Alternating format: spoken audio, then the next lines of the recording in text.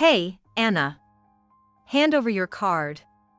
I've maxed out mine, so I can't use it anymore. What? There's no way I'm giving it to someone who blows through money like you. Ever since my wealthy father passed away, my husband has been uncontrollably splurging, delighted by the inheritance coming in. Don't be so stingy. We're gonna get a huge inheritance soon anyway. He must think he's become some kind of oil tycoon. Fed up with his attitude, I decided to reveal a certain truth to him. I'm not actually related to my father by blood. I'm my mother's child from another marriage. So, not a penny of my father's inheritance will come to me.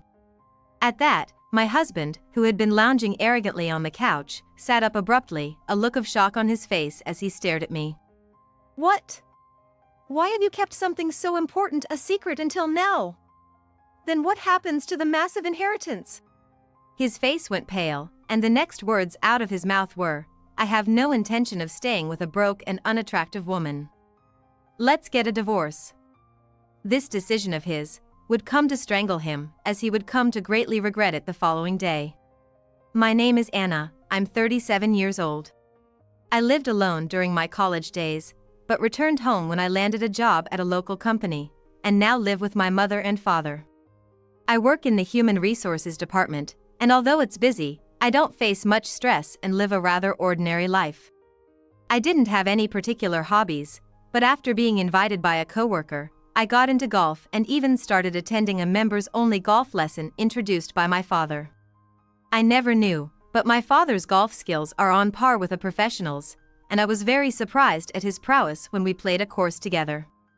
My interest in golf seemed to make my father very happy, and lately, we've been going out to practice together on his days off, enjoying the game. In fact, this golfing led to a good relationship. There's an older man who attends the same lessons, named John. When we met, I could never have imagined that he would later become my husband. He works for a medium-sized company, just an average guy. Not poor, but not wealthy either. However, he's sincere with everyone, treating me with kindness too. Anna, would you like to go out for dinner after the lesson sometime? I'd like to go golfing together too, let's plan it. That sounds great, definitely.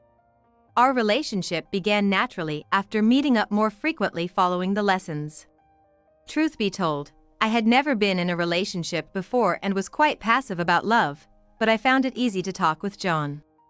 Honestly, I don't think there could be a more perfect match for me. He's not flashy, but he values stability and lives a serious life, which I find incredibly attractive. Gradually, I was drawn to him, and I accepted his proposal. When I told my parents about our marriage, my dad was overjoyed, saying, now we can all go golfing together. Both of them happily approved of our marriage. Since we started our married life, we haven't had a single argument and have enjoyed our time together golfing, and just like that, 10 years have flown by. Unfortunately, we were not blessed with children, but we agreed that we should enjoy our life together nonetheless. Lately, we've not only been golfing but also enjoying traveling together as a couple. I never doubted that we would continue to spend our retirement years happily together, but tragedy struck unexpectedly. My parents were involved in a traffic accident while returning home from shopping. By the time I arrived at the hospital, they were already gone. According to the police, they were hit by a car that ran a red light and died instantly. I couldn't believe I had lost the two most important people in my life at the same time and sat in a daze on a sofa in the hospital lobby, waiting for my husband and relatives to arrive. Eventually, the day turned to night, and the once noisy lobby quieted down. Then, I saw my husband coming towards me from a different entrance, walking quickly. Anna. I'm sorry for being late. Have the other family members not arrived yet? And how are your father and mother? He must have rushed over from work, his breathing heavy and his shoulders heaving. Unable to meet his gaze directly, I looked away and shook my head. They were already gone when they were brought to the hospital. It's all so sudden, I can't wrap my head around it. I don't know what I'm supposed to do now. My husband gently embraced me as I sobbed. It's okay, Anna. Knowing your father, I'm sure he's left you a proper inheritance. So you don't have to worry about anything. Inheritance. It's not the money I'm worried about. I just never thought they would pass away so soon. I can't imagine life without them, and I can't accept it yet. I shared with my husband the raw emotions I was feeling. Of course, there are a mountain of things to do now, like the funeral and complicated procedures. But for now, I just wanted my husband to understand and comfort me. However, he uttered something unbelievable. Well, I get how you're feeling right now. But from my point of view, this accident is like a windfall. What? Did I hear that right? Wait, what did you just say? So I said it's like hitting the jackpot. I've been waiting for this moment ever since marrying Anna. It's been so long. Over 10 years of waiting, and they've finally passed. Now I can say goodbye to that crappy company and live it up. John continued, laughing as if he had been freed from something. Is this John? My calm and serious husband? The John the First No is a kind person who would cry with me in times like this. Not someone who would bring up inheritance right after my parents passed away. I was quite panicked by the situation. So, let me ask again, how much are we talking about from the inheritance? Your dad must have saved a lot of money. Plus, that house is in a great location and it's huge. With a little renovation, it could sell for a good price, right? John, what are you talking about? I'm talking about the inheritance. How much do you think it will be? I don't know right now. Did you marry me just for my parents' inheritance? I asked, trying to make sense of the situation despite my turmoil. Obviously. Who else would marry someone like you? You didn't think, even for a moment, that I approached you for money? John said dismissively, laughing at me. I was speechless at my husband's cruel words. So, how much is it? He kept asking about the inheritance, his eyes shining with greed. Indeed, my father was a well-known wealthy man in the area, respected by many. Though a bit away from downtown, he owned a lot of assets including land, real estate, and mountains. However, we had never discussed such matters before getting married, or even after our marriage was decided. John, when did you find out about my father's inheritance? I asked my husband, trying to hide the tremble in my voice. Of course, before we got married. Remember? When I was at that golf lesson with your dad, he told me directly. As soon as we talked about asset management, he spilled everything, from the lands he owned to everything about his daughter Anna. He bragged about it so much that I was convinced it was a good opportunity. So, you approached me because of that. What other reason could there be? Have you ever looked at yourself in the mirror? Your lack of dating experience until the age you met me speaks volumes. Even if I was after the money, you should be glad you got married at all. I could feel my blood boiling with each word he said. My husband married me, not out of love, but for the inheritance, waiting eagerly for my father to pass away. The anger towards my husband's scheme and the shame of not seeing his true colors sooner made me feel like I was about to cry again, but I desperately held back. Crying now would feel like losing to this terrible man. I get it, John, I understand your plan, so please, no more. I don't know how much we will get from the inheritance. Right now, my head is full of my dad and mom, so let's talk about this when things have settled down. My husband looked displeased but only replied with a got it. After that, busy days continued with arranging the funeral and dealing with bureaucratic procedures. There was so much to do that I had no time to mourn my parents' deaths. When things finally settled down, the urns and a photo of my smiling parents were placed in the house, and looking at them, I finally felt the reality of their passing. I cried my heart out in front of the altar. Meanwhile, my husband, without any consideration for my feelings, was overjoyed at the prospect of the inheritance and started living a lavish lifestyle on his own. He began by purchasing the luxury car he had always wanted. The day after my parents died, while I was overwhelmed with various procedures, he apparently went to the car dealership, and I found the contract copy at home. The car hadn't been delivered yet, but he was already boasting about it to his coworkers and friends. Then, the nightlife and extravagant spending at high-end restaurants that he had probably been holding back on began. He stopped taking the lunches I made for him to work, choosing instead to eat at quite expensive places for lunch. Moreover, he started coming home after midnight every day, and on his days off, he went out more often, making his presence at home rare. Today, as he was getting ready to go out somewhere from the morning, he suddenly turned to me as if he remembered something. "Hey, Anna. Give me your card. I've maxed out mine, so I can't use it anymore." "What? You maxed out your limit? Unbelievable.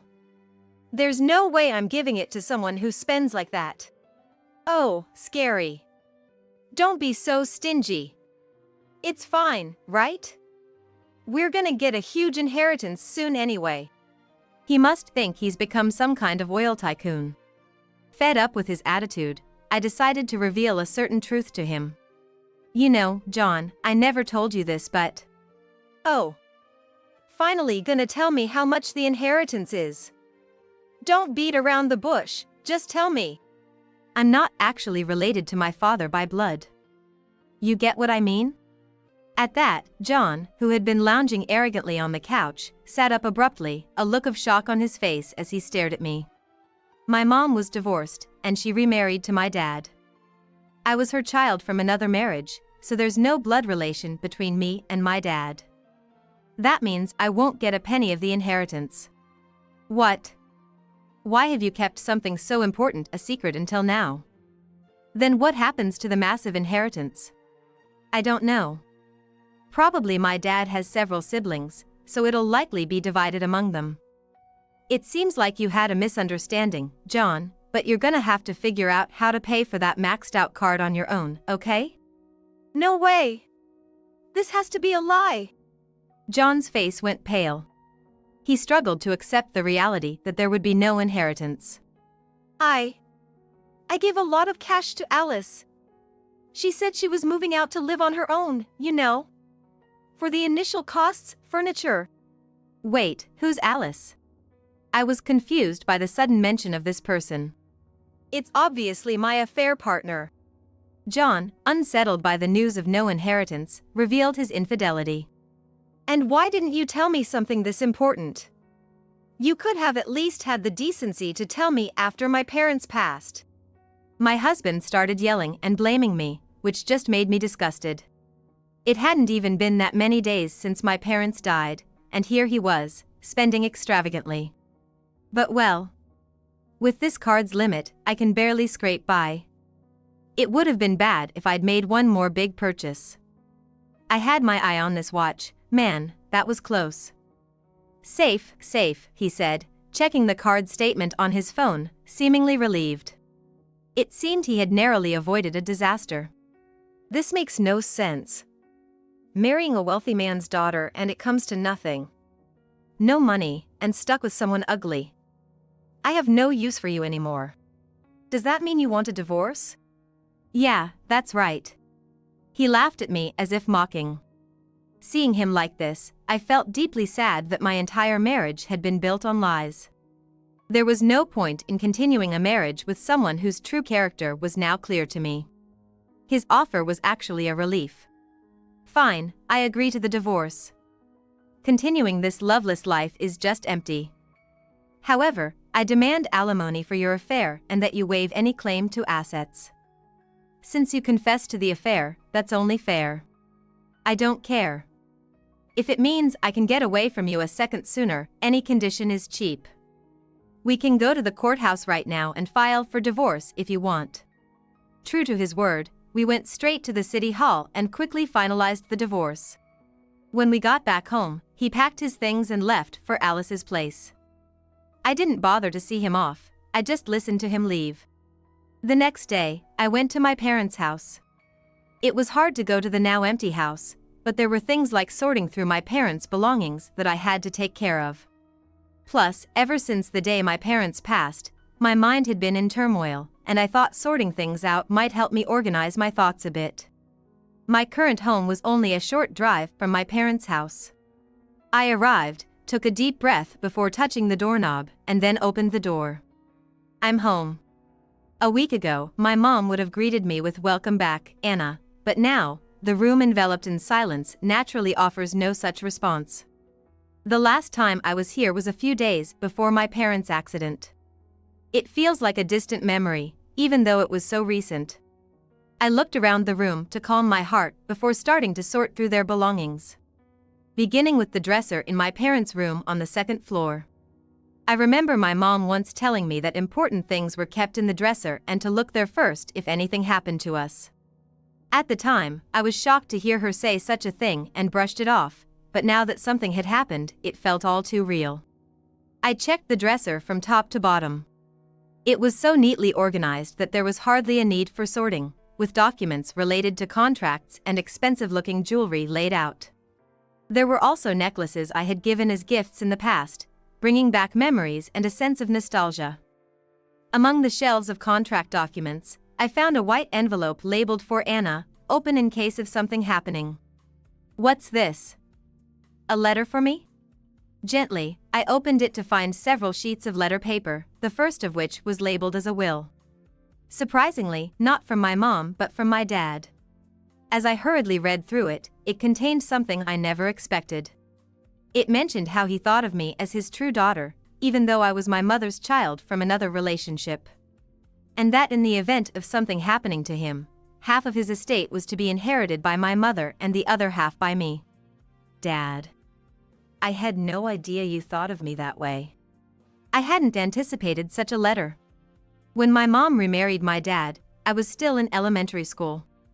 Suddenly having a stranger come into our lives, it took a while before we could communicate well. Meanwhile, my dad, unfazed, took me out to various places and played with me at home, treating me kindly, but I always kept a distance in my heart because we weren't blood related. But reading this letter now, I felt as if a gaping hole in my heart was being filled, spreading a warm feeling throughout.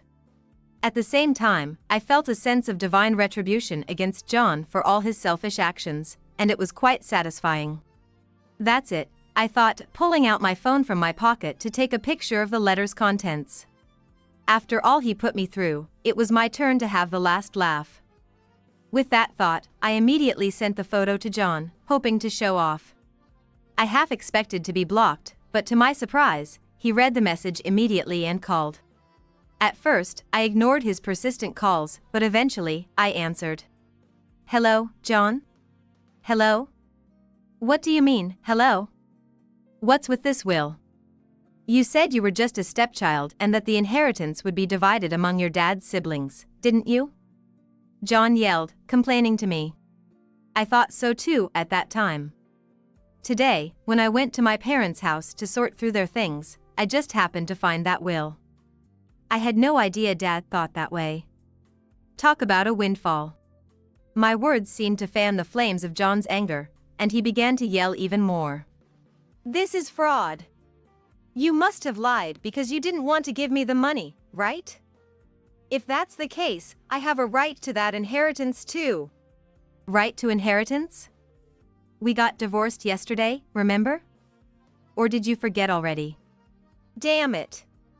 I'm not giving up on that inheritance.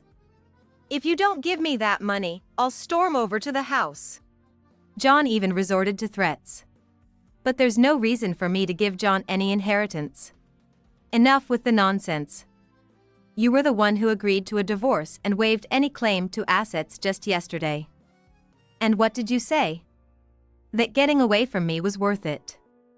The divorce papers have been processed, we're strangers now. You won't get a penny of the inheritance. Looks like you rushed the divorce and lost out, truly pitiful.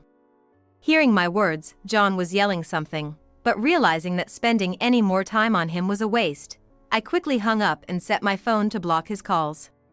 I carefully put the letter back in my bag to make sure I wouldn't lose it and went back to sorting through the belongings. Memories kept surfacing with each item I found, pausing my work, but by dusk, I had mostly finished sorting everything. Leaving my parents' house, I got into my car, but recalling the conversation with John, I made a call to a certain place before heading back home. When I arrived, true to his word of storming over, there was John, filled with rage, waiting for me. "You sure took your time cleaning up." "Well, yeah. It took a while to find all the documents and stuff. So, what do you want? I stared John down, trying not to be intimidated, and kept the conversation going to buy some time. Don't play dumb. It's about the inheritance. You brought back bank books and stuff, right? Just give them to me and I won't do anything. I don't want to be here a second longer than I have to. John's face, happy when he left for his affair partner's place yesterday, had changed to one of exhaustion. And he looked restless, constantly fidgeting. I told you on the phone, we're strangers now. There's no reason for me to give you any inheritance. And why are you so desperate anyway? John's expression fell as if I hit a sore spot. And he stopped yelling, starting to talk about what happened yesterday. Actually, when I went to Alice's place yesterday and told her I wouldn't be getting any inheritance, she kicked me out, saying she had no use for someone without money. I thought I had some savings, but my account was empty. I barely have any cash on me. Even my next paycheck will be gone with the credit card payments. That's why I need the inheritance split now. Otherwise, I don't even have a place to sleep tonight. So, that's why. It all made sense now. John had absolutely no financial cushion. Moreover, he owed me alimony for his affair. It was clear what kind of life awaited him. Look, I was wrong. Marrying you for money, the affair, I apologize for everything. Let's start over, otherwise, I can't make it from here. That's not my problem. The one who misunderstood and splurged was John, right? Please! We should have talked more about the divorce. You think we can still make it work, don't you? Of course not. I can't live with you anymore. Still, John wouldn't back down and kept trying to persuade me, but my mind was already made up. Frustrated by my refusal, John was about to raise his hand to me when a police officer, who had been patrolling the area, came over. We heard yelling from down the street, "What's happening here?" Yes, the person I had called before returning home was the police. Knowing that John was lurking around my house, I had asked for a patrol just in case, reporting a suspicious person. The police, having witnessed John about to hit me, immediately took him to the patrol car for questioning. Let go. I'm her husband. We're not done talking. No, ex-husband. He's a stranger to me now. Please take him away. I was saved in the nick of time. After receiving a stern warning, John was quickly released, but since then, he has not loitered near my home, and I've regained peaceful days. Rumor has it, John's affair partner was a colleague from the same company, and they were both fired for violating company compliance. I don't know what they're doing now, but they must be living in poverty. A fitting end for someone blinded by greed. Though I've lost both my parents and divorced my husband, leaving me alone, I'm trying to live positively. I hadn't been able to go because I wasn't in the mood, but I've resumed my golf lessons. I've been praised more during lessons, and I'm grateful to my dad for giving me such a great hobby, enjoying my days filled with fulfillment. Thanks to the lessons, I've made friends and found more reasons to smile. As for the inheritance, I haven't squandered a penny and still have it saved in my account. I'm determined not to end up like John and am living a prudent life. Today is a beautiful sunny day, perfect for golf. Holding my dad's putter, I enjoy golf amidst nature. Every time I hold the putter, I feel like my dad is always with me, encouraging me. And I'll continue to live with a smile, cherishing the precious memories my parents left me.